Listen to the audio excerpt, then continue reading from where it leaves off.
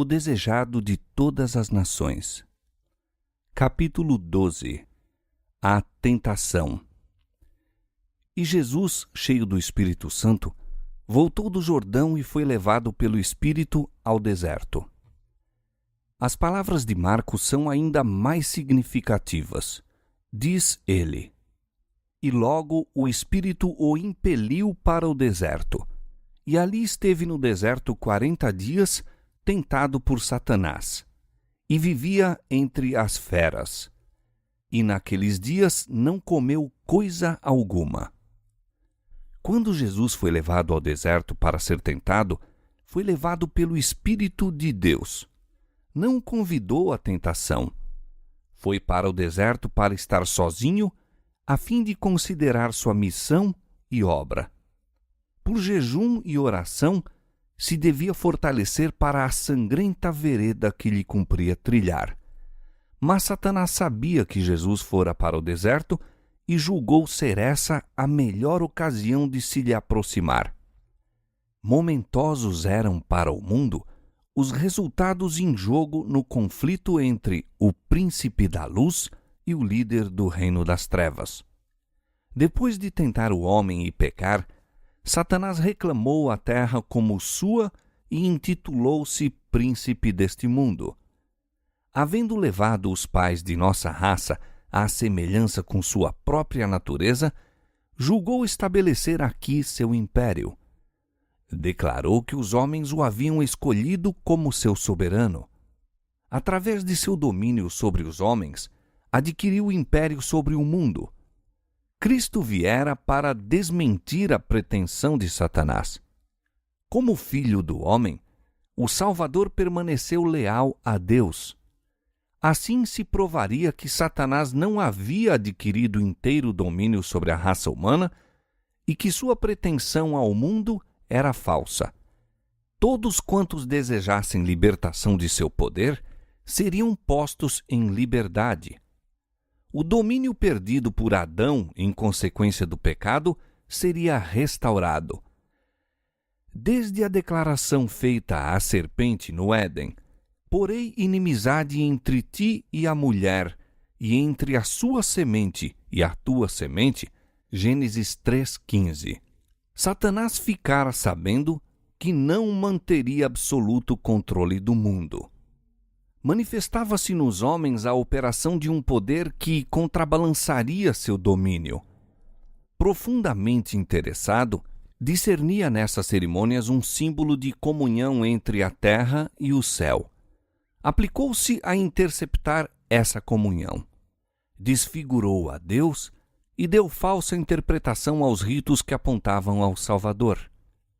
Os homens foram levados a temer a Deus como um ser que se deleitasse na destruição deles.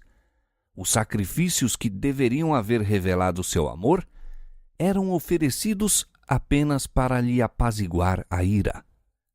Satanás excitava as más paixões dos homens a fim de firmar sobre eles o poder. Quando foi dada a palavra escrita de Deus, Satanás estudou as profecias concernentes ao advento do Salvador. De geração a geração, operou no intuito de cegar o povo para essas profecias, de modo a rejeitarem a Cristo em sua vinda. Por ocasião do nascimento de Jesus, Satanás compreendeu que viera alguém divinamente comissionado para lhe disputar o domínio. Tremeu ante a mensagem dos anjos que atestava a autoridade do recém-nascido rei.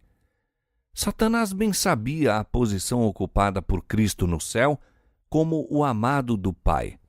Que o Filho de Deus viesse à terra como homem encheu-o de assombro e apreensão. Não podia penetrar o mistério desse grande sacrifício. Sua alma egoísta não compreendia tal amor pela iludida raça. A glória e a paz do céu e a alegria da comunhão com Deus não eram senão fracamente percebidas pelos homens. Mas bem as conhecia Lúcifer, o querubim cobridor.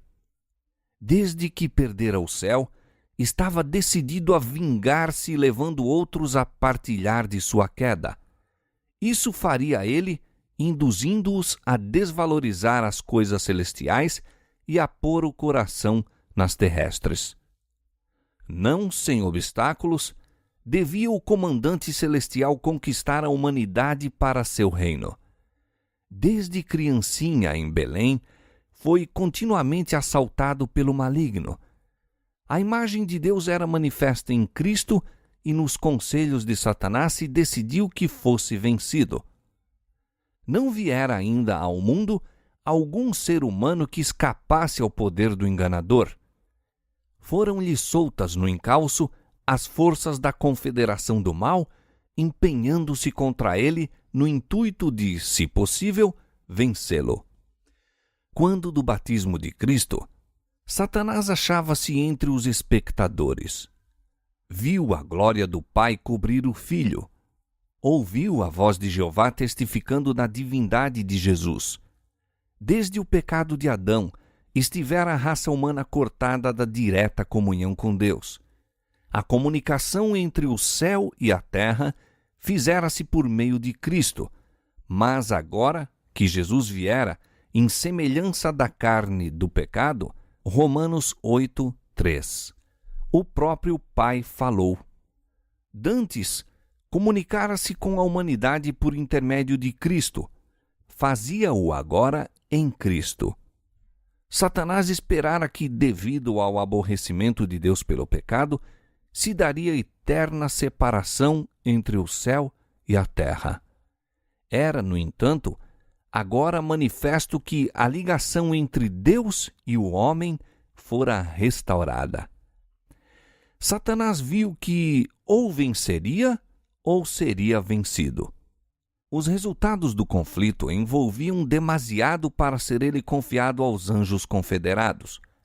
Ele próprio devia dirigir em pessoa o conflito. Todas as forças da apostasia se puseram a postos contra o Filho de Deus. Cristo se tornou o alvo de todas as armas do inferno. Muitos há que não consideram esse conflito entre Cristo e Satanás como tendo relação especial com sua própria vida. Pouco interesse tem para eles. Mas essa luta repete-se nos domínios de cada coração. Ninguém abandona jamais as fileiras do mal para o serviço de Deus sem enfrentar os assaltos de Satanás. As sedutoras sugestões a que Cristo resistiu foram as mesmas que tão difícil achamos vencer. A pressão que exerciam sobre ele era tanto maior quanto seu caráter era superior ao nosso. Com o terrível peso dos pecados do mundo sobre si, Cristo suportou a prova quanto ao apetite, o amor do mundo e da ostentação que induz à presunção. Foram essas as tentações que derrotaram Adão e Eva e tão prontamente nos vencem a nós. Satanás apontara o pecado de Adão como prova de que a lei de Deus era injusta e não podia ser obedecida. Cristo devia redimir em nossa humanidade a falha de Adão. Quando este fora vencido pelo tentador, entretanto, não tinha sobre si nenhum dos efeitos do pecado. Encontrava-se na pujança da perfeita varonilidade, possuindo o pleno vigor da mente e do corpo. Achava-se circundado das glórias do Éden e em comunicação diária com seres celestiais. Não assim quanto a Jesus, quando penetrou no deserto para medir-se com Satanás. Por 4.000 anos estivera a raça a decrescer em forças físicas, vigor mental e moral, e Cristo tomou sobre si as fraquezas da humanidade degenerada. Unicamente assim podia salvar o homem das profundezas de sua degradação. Pretendem muitos que era impossível Cristo ser vencido pela tentação. Neste caso, não teria sido colocado na posição de Adão. não poderia haver obtido a vitória que aquele deixara de ganhar. Se tivéssemos, em certo sentido, um mais probante conflito do que teve Cristo, então ele não estaria habilitado para nos socorrer. Mas nosso Salvador se revestiu da humanidade com todas as contingências da mesma. Tomou a natureza do homem com a possibilidade de ceder à tentação. Não temos que suportar coisa nenhuma que ele não tenha sofrido. Para Cristo, como para o santo par no Éden, foi o apetite o terreno da primeira grande tentação. Exatamente onde começara a ruína, deveria começar a obra de nossa redenção. Como pela desobediência com o apetite caíra Adão, assim, pela negação do mesmo, devia Cristo vencer. E tendo jejuado 40 dias e 40 noites, depois teve fome. E chegando-se a ele o tentador, disse: Se tu és o Filho de Deus, manda que estas pedras se tornem em pães. Ele, porém, respondendo, disse: Está escrito, nem só de pão viverá o homem, mas de toda a palavra que sai da boca de Deus. Do tempo de Adão ao de Cristo, a condescendência própria havia aumentado o poder dos apetites e paixões, tendo eles domínio quase ilimitado. Os homens se haviam aviltado e ficado doentes, sendo-lhes de si mesmos impossível vencer. Cristo venceu em favor do homem pela resistência à severíssima prova. Exercitou, por amor de nós, um autodomínio mais forte que a fome e a morte.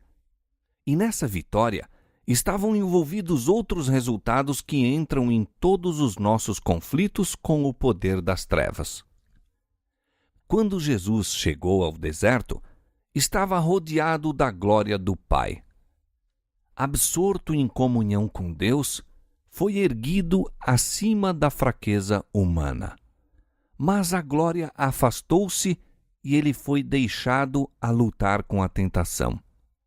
Ela o apertava a todo instante. Sua natureza humana recuava do conflito que o aguardava. Durante 40 dias jejuou e orou. Fraco e emagrecido pela fome, macilento e extenuado pela angústia mental, o seu parecer estava tão desfigurado, mais do que o de outro qualquer, e a sua figura mais do que a dos outros filhos dos homens. Isaías 52:14. Era então a oportunidade de Satanás. Julgou poder agora vencer a Cristo. Eis que foi ter com o Salvador, como em resposta às suas orações, disfarçado num anjo do céu. Pretendia ter uma missão de Deus, declarar que o jejum de Jesus chegara ao termo. Como Deus enviara um anjo para deter a mão de Abraão de oferecer Isaque, assim, satisfeito com a prontidão de Cristo para entrar na sangrenta vereda, o Pai mandara um anjo para o libertar. Era essa a mensagem trazida a Jesus. O Salvador desfalecia de fome, ambicionava o alimento quando Satanás o assaltou de repente.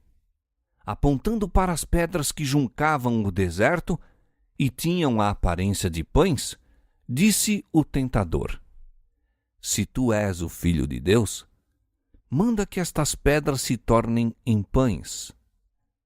Conquanto aparecesse como um anjo de luz, essas primeiras palavras traíam-lhe o caráter. Se tu és o Filho de Deus. Aí está a insinuação de desconfiança. Desse Jesus ouvidos à sugestão de Satanás, e seria isso uma aceitação da dúvida. O tentador planeja vencer a Cristo pelo mesmo processo tão bem-sucedido quanto a raça humana ao princípio. Com que astúcia se aproximara Satanás de Eva no Éden. É assim que Deus disse: Não comereis de toda árvore do jardim? Gênesis 3:1. Até aí eram verdadeiras as palavras do tentador. Na maneira de as proferir, porém, havia disfarçado desprezo pelas palavras de Deus. Havia encoberta negação, uma dúvida da veracidade divina. Satanás procurara infundir no espírito de Eva a ideia de que Deus não faria aquilo que dissera, que a retenção de tão belo fruto era uma contradição de seu amor e compaixão para com o homem. Da mesma maneira, procura agora o tentador inspirar a Cristo seus próprios sentimentos. Se tu és o Filho de Deus. As palavras traduzem a mordacidade de seu espírito. Há no tom de sua voz uma expressão de completa incredulidade. Trataria Deus assim a seu filho? Deixá-lo-ia no deserto com as feras, sem alimento, sem companheiros, sem conforto? Insinua que Deus nunca intentaria que seu filho se achasse em tal condição. Se tu és o Filho de Deus, mostra teu poder, mitigando a fome que te oprime. Manda que esta pedra se torne em pão. As palavras do céu, este é meu Filho amado, em quem me comprazo, Mateus 3,17, soavam ainda aos ouvidos de Satanás. Mas ele estava decidido a fazer Cristo descrer desse testemunho. A palavra de Deus era a segurança de Cristo quanto à divindade de sua missão. Viera viver como homem entre os homens e era a palavra que declarava sua ligação com o céu. Era o desígnio de Satanás fazê-lo duvidar dessa palavra. Se a confiança de Cristo em Deus fosse abalada, Satanás sabia que lhe caberia a vitória no conflito. Poderia derrotar Jesus. Esperava que, sob o império do acabrunhamento e de extrema fome, Cristo perdesse a fé em seu Pai e operasse um milagre em seu benefício. Houvesse ele feito isso, e ter-se-ia frustrado o plano da salvação. Quando o Filho de Deus e Satanás, pela primeira vez, se defrontaram em conflito, era Cristo o comandante das hostes celestiais, e Satanás, o cabeça da rebelião no céu, fora dali expulso. Agora, dir-se-ia haverem-se invertido as condições e o adversário explorou o mais possível sua suposta vantagem. Um dos mais poderosos anjos, disse ele, fora banido do céu. A aparência de Jesus indicava ser ele aquele anjo caído, abandonado de Deus e desamparado dos homens. Um ser divino devia ser capaz de comprovar sua pretensão mediante um milagre. Se tu és o Filho de Deus, manda que estas pedras se tornem em pães. Tal ato de poder criador, insiste o maligno, seria concludente prova de divindade. Isto poria termo à contenda. Não foi sem luta que Jesus pôde escutar em silêncio o arqui-enganador. O Filho de Deus, no entanto, não devia provar sua divindade a Satanás ou explicar-lhe a causa de sua humilhação. Atendendo às exigências do rebelde, não se conseguiria coisa alguma para o bem do homem ou a glória de Deus. Houvesse Cristo acedido às sugestões do inimigo, e Satanás teria dito ainda: mostra-me um sinal para que eu creia que és o Filho de Deus. A prova teria sido inútil para quebrar o poder da rebelião no coração dele, e Cristo não devia exercer poder divino em seu próprio benefício. Viera para sofrer a prova como nos cumpre a nós fazer, deixando-nos um exemplo de fé e submissão.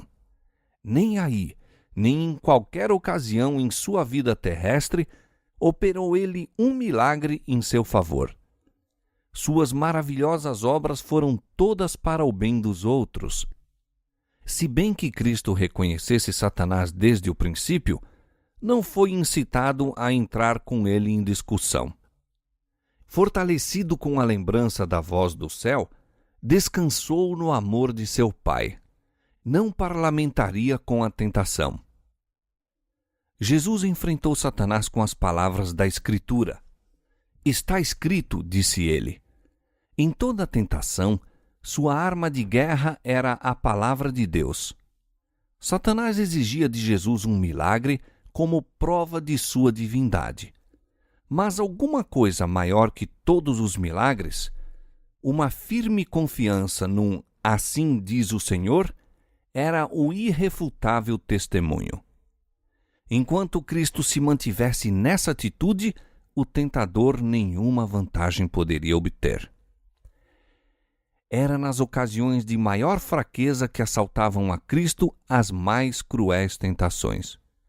Assim pensava Satanás prevalecer. Por esse método, obtivera a vitória sobre os homens. Quando a resistência desfalecia, a força de vontade se debilitava e a fé deixava de repousar em Deus, então eram vencidos os que se haviam há muito e valorosamente mantido ao lado do direito. Moisés achava-se fatigado pelos 40 anos da peregrinação de Israel, quando, por um momento, sua fé deixou de se apoiar no infinito poder. Fracassou exatamente no limiar da terra prometida. O mesmo quanto a Elias, que se mantivera diante do rei Acabe, que enfrentara toda a nação de Israel com os 450 profetas de Baal à sua frente. Depois daquele terrível dia sobre o Carmelo, em que os falsos profetas haviam sido mortos e o povo declarara sua fidelidade a Deus, Elias fugiu para salvar a vida diante das ameaças da idólatra Jezabel. Assim se tem Satanás aproveitado da fraqueza da humanidade. E continuará a operar deste modo. Sempre que uma pessoa se encontra rodeada de nuvens, perplexa pelas circunstâncias ou aflita pela pobreza e a infelicidade, Satanás se acha a postos para tentar e aborrecer. Ataca nossos pontos fracos de caráter. Procura abalar nossa confiança em Deus, que permite existir em tais condições. Somos tentados a desconfiar de Deus, por em dúvida seu amor. Frequentemente o tentador vem a nós, como foi a Cristo, apresentando nossas fraquezas e enfermidades. Espera desanimar-nos a alma e romper nossa ligação com Deus. Então está seguro de sua presa. Se o enfrentássemos como Jesus fez, haveríamos de escapar a muita derrota. Parlamentando com o inimigo, damos-lhe vantagem. Quando Cristo disse ao tentador, nem só de pão viverá o homem, mas de toda palavra que sai da boca de Deus, repetiu as mesmas palavras que, mais de 1400 anos atrás, ele dissera a Israel. O Senhor teu Deus te guiou no deserto estes 40 anos, e te humilhou, e te deixou ter fome, e te sustentou com o maná que tu não conheceste, nem teus pais o conheceram, para te dar a entender que o homem não viverá só de pão, mas de tudo o que sai da boca do Senhor viverá o homem. Deuteronômio capítulo 8, versos 2 e 3. No deserto, quando falharam todos os meios de subsistência, Deus enviou a seu povo maná do céu, e foi-lhe dada suficiente e constante provisão. Essa providência visava ensinar-lhes que, enquanto confiassem em Deus e andassem em seus caminhos, Ele os não abandonaria. O Salvador pôs agora em prática a lição que dera a Israel. Pela palavra de Deus fora prestado socorro às hostes hebraicas, e pela palavra seria a ele concedido a Jesus. Ele aguardava o tempo designado por Deus para o socorrer. Achava-se no deserto em obediência a Deus e não obteria alimento por seguir as sugestões de Satanás. Em presença do expectante universo, Testificou ele ser menor desgraça sofrer, seja o que for, do que afastar-se de qualquer modo da vontade de Deus. Nem só de pão viverá o homem, mas de toda palavra que sai da boca de Deus. Muitas vezes, o seguidor de Cristo é colocado em situação em que não lhe é possível servir a Deus e continuar seus empreendimentos mundanos. Talvez pareça que a obediência a qualquer claro reclamo da parte de Deus o privará dos meios de subsistência. Satanás quer fazê-lo crer que deve sacrificar as convicções de sua consciência. Mas a única coisa no mundo em que podemos repousar é a palavra de Deus. Buscai primeiro o reino de Deus e a sua justiça, e todas as outras coisas vos serão acrescentadas. Mateus 6,33. Mesmo nesta vida, não nos é proveitoso apartar-nos da vontade de nosso Pai no céu. Quando aprendemos o poder de sua palavra, não seguiremos as sugestões de Satanás para obter alimento ou salvar a vida. Nossa única preocupação será: qual é o mandamento de Deus? Qual sua promessa? Sabendo disso, obedeceremos ao primeiro e confiaremos na segunda. Na última grande batalha do conflito com Satanás, os que são leais a Deus hão de ser privados de todo o apoio terreno. Por se recusarem a violar-lhe a lei em obediência a poderes terrestres, ser-lhes-á proibido comprar ou vender. Será afinal decretada a morte deles. Ver Apocalipse capítulo 13, verso 11 a 17. Ao obediente, porém, é dada a promessa: este habitará nas alturas. As fortalezas das rochas serão o seu alto refúgio, o seu pão lhe será dado, as suas águas são certas. Isaías capítulo 33, verso 16. Por essa promessa viverão os filhos de Deus. Quando a terra estiver assolada pela fome, serão alimentados. Não serão envergonhados nos dias maus, e nos dias de fome se fartarão. Salmo 37, 19. Daquele tempo de angústia, prediz o profeta Abacuque, e suas palavras exprimem a fé da igreja. Portanto, ainda que a figueira não floresça, nem haja fruto na vide, o produto da oliveira minta e os campos não produzam mantimento, as ovelhas da malhada sejam arrebatadas e nos currais não haja vacas, todavia eu me alegrarei no Senhor, exaltarei no Deus da minha salvação. Abacuque capítulo 3, versos 17 e 18. De todas as lições a serem aprendidas da primeira grande tentação de nosso Senhor, nenhuma é mais importante do que a que diz respeito ao controle dos apetites e paixões. Em todos os séculos, as tentações mais atraentes à natureza física têm sido mais bem-sucedidas em corromper e degradar a humanidade.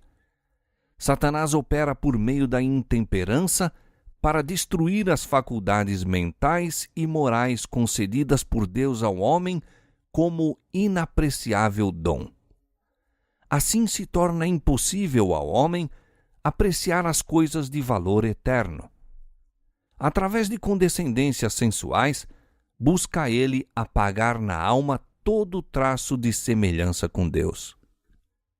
As irrefreadas satisfações da inclinação natural e a consequência enfermidade e degradação que existiam ao tempo do primeiro advento de Cristo dominarão de novo com intensidade agravada antes de sua segunda vinda. Cristo declara que as condições do mundo serão como nos dias anteriores ao dilúvio e como em Sodoma e Gomorra. Todas as imaginações dos pensamentos do coração serão más continuamente. Vivemos mesmo ao limiar daquele terrível tempo E a nós convém a lição do jejum do Salvador. Unicamente pela inexprimível angústia suportada por Cristo, podemos avaliar o mal da irrefreada satisfação própria. Seu exemplo nos declara que nossa única esperança de vida eterna é manter os apetites e paixões sob sujeição à vontade de Deus. Em nossa própria força, é-nos impossível escapar aos clamores de nossa natureza caída. Satanás trar-nos-á tentações por este lado. Cristo sabia que o inimigo viria a toda a criatura humana para se aproveitar da fraqueza hereditária e, por suas falsas insinuações, enredar todos cuja confiança não se firma em Deus. E, passando pelo terreno que devemos atravessar, nosso Senhor nos preparou o caminho para a vitória. Não é de sua vontade que fiquemos desvantajosamente colocados no conflito com Satanás. Não quer que fiquemos intimidados nem desfalecidos pelos assaltos da serpente. Tende bom ânimo, diz ele, eu venci o mundo. João 16:33. O que está lutando contra o poder do apetite, olhe ao Salvador no deserto da tentação. Veja-o em sua angústia na cruz, ao exclamar, tenho sede. Ele resistiu a tudo quanto nos é possível suportar. Sua vitória é nossa. Jesus repousava na sabedoria e força de seu Pai Celeste. Declara, o Senhor Jeová me ajuda, pelo que me não confundo, e sei que não serei confundido. Eis que o Senhor Jeová me ajuda. Mostrando seu próprio exemplo, diz-nos, quem há entre vós que tema ao Senhor? Quando andar em trevas e não tiver luz nenhuma, confie no nome do Senhor e firme-se sobre o seu Deus. Isaías capítulo 50, versos 7 a 10. Vem o príncipe do mundo, disse Jesus. Ele nada tem em mim. João 14:30. Nada havia nele que correspondesse aos sofismas de Satanás. Ele não consentia com o pecado, nem por um pensamento cedia à tentação. O mesmo se pode dar conosco. A humanidade de Cristo estava unida à divindade, estava habilitado para o conflito mediante a presença interior do Espírito Santo. E veio para nos tornar participantes da natureza divina. Enquanto a ele estivermos ligados pela fé, o pecado não mais terá domínio sobre nós. Deus nos toma a mão da fé e a leva a apoderar-se firmemente da divindade de Cristo, a fim de atingirmos a perfeição de caráter. E a maneira por que isso se realiza, Cristo nos-la mostrou. Por que meio venceu no conflito contra Satanás? Pela palavra de Deus. Unicamente pela palavra pôde resistir à tentação. Está escrito, dizia, e são-nos dadas grandíssimas e preciosas promessas para que por ela fiqueis participantes da natureza divina, havendo escapado da corrupção que pela concupiscência há no mundo. 2 Pedro 1:4.